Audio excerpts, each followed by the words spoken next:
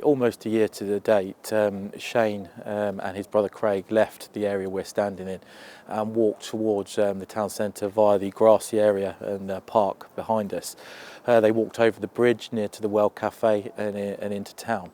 At one point on that journey they decided they'd no longer like to go to the pub, and they walked back here to continue their night. As they walked back and as they came over the bridge I just talked about, they were being quite loud.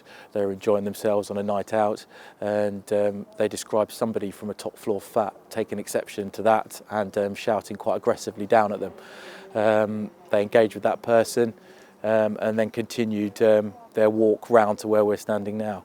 Shane was probably 15 or 20 yards in front of his brother at the time, and as his brother Craig came around the corner he saw his brother Shane involved in a fight with a black male here. Craig intervened and as a result received a minor stab wound to his chest.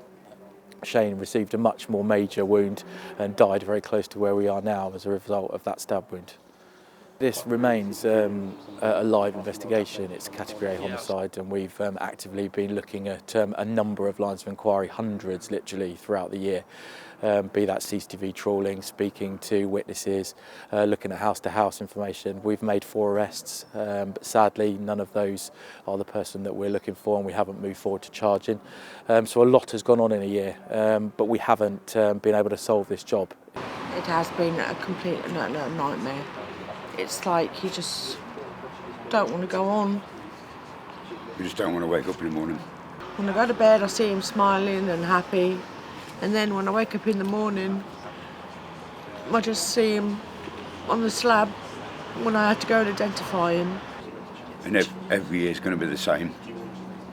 It's always going to be someone missing a chair, an empty chair, an empty plate. It's horrible. You know, he was my baby.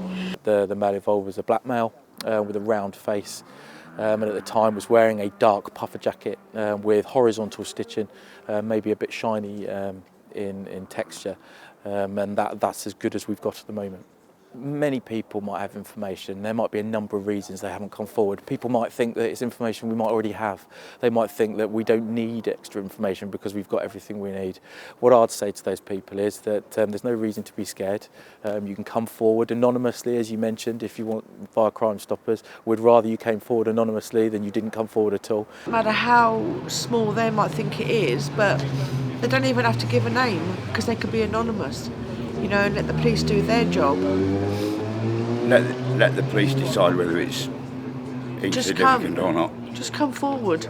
You know, Shane needs justice and we need answers.